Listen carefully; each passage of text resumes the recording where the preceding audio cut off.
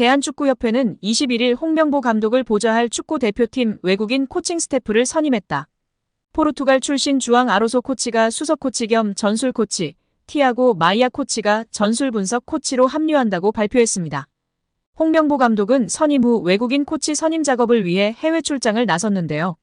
스페인, 포르투갈에서 후보들을 만났고 포르투갈 출신 코치들로 외국인 코치진을 확정했습니다. 레전드들이 홍명보 감독 선임 이후 국대 선수들도 탐탁치 않아 할 것이라는 것을 직접적으로 표현할 수 없으니 에둘러 표현한 것이 집중 조명받고 있는데요.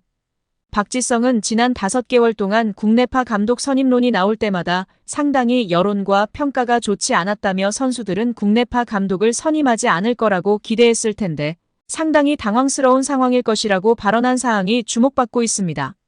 이영표는 팀 내 기강을 잡기 위해 국내파를 선임했다는 설명을 두고는 유럽에서 좋은 성적을 내고 긴 시간 동안 퍼포먼스를 내는 감독들은 팀도 잘 통제한다며 유독 한국 선수들만 한국 감독이 통제해야 한다는 것에 동의하기 어렵다고 했었습니다.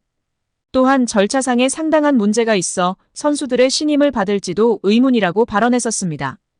여기에 정몽규 대한축구협회 회장, 정혜성 전 전력강화위원장, 이임생 현 기술이사, 홍명보 감독 등이 모두 고려대 출신들이라는 점에서 학연축구라는 비난도 쏟아지고 있습니다. 특히 11회라는 국가대표 선수들의 비공식 모임이 축구계에 크게 논란이 된 적이 있다는 이야기도 재조명되고 있는데요. 1995년 황선홍 홍명보 등 11회 멤버들이 당시 박종환 감독에게 항명했다는 의혹이 제기된 바 있습니다.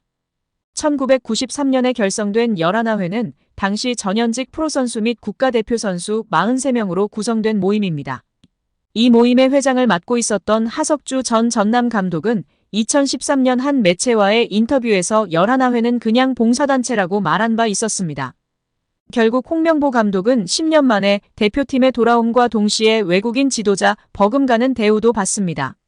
이임생 이사는 연봉 등 세부 계약 조건에 대해서는 밝힐 수 없지만 이제 한국 지도자들도 외국인 감독 못지않게 대우를 받아야 한다는 생각이라면서 외국인 지도자에 뒤지지 않는 계약을 체결했다고 전했습니다.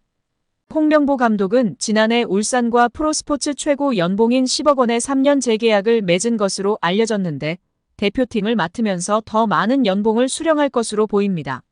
직전 클린스만 감독의 연봉은 약 30억 원, 벤투 감독은 약 19억 5천만 원의 연봉을 받았기 때문에 최소 20억 원이고 최대는 30억 원 수준으로 예상받고 있습니다. 따라서 홍명보의 연봉은 최소 20억에서 최대 30억 원 수준이라는 것인데요. 월드컵 이후 아시안컵까지 계약을 장기간 맺었습니다. 다만 월드컵 종료 후 중간평가를 갖기로 되어 있으나 경질 한들 남은 계약 기간 보존 금액하면 최소 30억 원이겠고 홍명보뿐 아니라 외국인 코치 2명도 생각하면 60억 원 이상이 나가겠네요. 정말 최악인 것 같습니다. 경질 없이 가도 홍명보 30억 원의 외국인 코치들까지 하면 연 60억 원 이상씩 나가는데 대체 왜 캐나다를 이끌고 코파 4강까지 간 제시마치를 안 잡았고 바로 프리미어리그 승격을 코앞에서 놓친 바그너 그리스로 유로를 아쉽게 못 나간 포엣을 버리고 홍명보인지 당최 이해가 가질 않습니다. 정말 최악입니다. 축협. 반드시 책임을 져야 할 것입니다. 지금 당장 말입니다. 대한축구협회는 21일 홍명보 감독을 보좌할 축구대표팀 외국인 코칭 스태프를 선임했다. 포르투갈 출신 주앙 아로소 코치가 수석 코치 겸 전술 코치, 티아고 마이아 코치가 전술 분석 코치로 합류한다고 발표했습니다. 홍명보 감독은 선임 후 외국인 코치 선임 작업을 위해 해외 출장을 나섰는데요. 스페인, 포르투갈에서 후보들을 만났고 포르투갈 출신 코치들로 외국인 코치진을 확정했습니다. 아로소 코치는 2003년부터 지도자 생활을 시작했습니다. 2010년부터 4년 동안 포르투갈 국가대표 코치를 역임했고 2020년에는 모로코 20세 이하 대표팀 감독도 맡았습니다. 최근까지 FC 파말리캉의 테크니컬 디렉터로 일했습니다. 파울루 벤투 감독과 인연도 있는데요. 스포르팅에서 4년, 포르투갈 대표팀에서 4년 동안 벤투 감독을 보좌했었습니다. 홍명보 감독은 아로소 전술 코치는 검증된 지도자다. 오랜 시간 현장을 지키며 세계 축구 트렌드를 잘 읽어내고 있다면서 트렌드를 반영한 탄력적이고 능동적인 전술로 대표팀 운영을 지원할 것이라고 기대했습니다. 마이아 코치는 스포르팅, 비토리아 세투발 등에서 코치직을 수행했습니다. 2018년부터는 벤피카에서 연령별팀 코치와 분석관 등으로 활약했습니다. 이에 축구팬들은 클린스만 때에도 코치진 경력 화려했다. 아무 의미 없어. 외국인 코치 2명에게 얼마를 줬을까? 최소 10억 나가지 않을까? 또 피지컬 코치 1명 더 뽑고 또 돈이 나가야 하는 상황이네. 이러면 정말 외국인 감독을 사단으로 뽑는 게 100번 1000번 나은 거 아니야? 등의 반응을 보이고 있습니다. 구자철이 박지성과 박주호의 손을 들어줬다는 건 의미하는 바가 큰데요. 현재 논란의 중심이 된 홍명보 감독과는 대표팀에서 깊은 사제 인연을 맺었던 선수이기 때문입니다. 구자철은 홍명보 감독과 함께 2009년 이집트에서 개최된 20세 이하 월드컵 8강을 경험했고 런던 올림픽에서 주장을 맡아 동메달을 목에 걸었습니다. 홍명보 감독과의 인연은 2014 브라질 월드컵에서도 이어졌습니다. 브라질 월드컵에서도 대표팀 주장을 맡았던 구자철은 단 1승도 거두지 못하고 조별리그 탈락이라는 처참한 성적을 기록했습니다. 구자철은 18일 자신의 SNS를 통해 기사가 정말 오해의 소지가 있게 나왔다. 난 기자분들에게 그렇게 얘기하지 않았다. 나도 무조건 협회의 행정이 바뀌어야 한다고 생각한다. 이렇게 가면 솔직히 미래는 없다고 비판했습니다. 전날 구자철은 김포와의 코리아컵 8강 원정 경기 직후 인터뷰를 통해 최근 국가대표팀 감독 선임 관련 논란에 대해 말을 꺼냈습니다.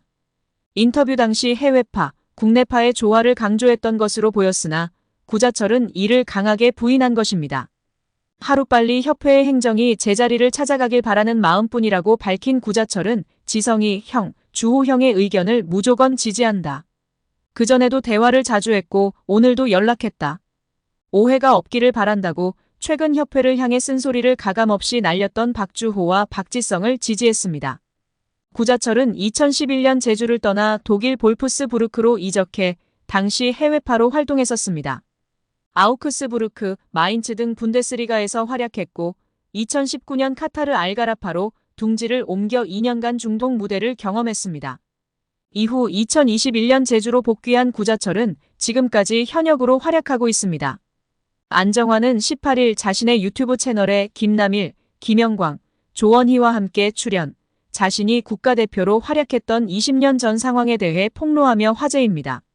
안정환은 당시 조본 프레레 감독의 커리어가 다른 감독보다 떨어진다는 사람들이 있었다. 그들은 어떻게든 본프레레 감독을 자르고 자신이 감독 자리에 앉으려 했다며 KFA 내부에서 감독을 향한 영향력이 있음을 시사했습니다. 함께 국가대표로 활약했던 김남일 역시 당시 뛰던 선수들은 감독이 2명인 것 같은 느낌을 받았다며 의미심장하게 덧붙였습니다.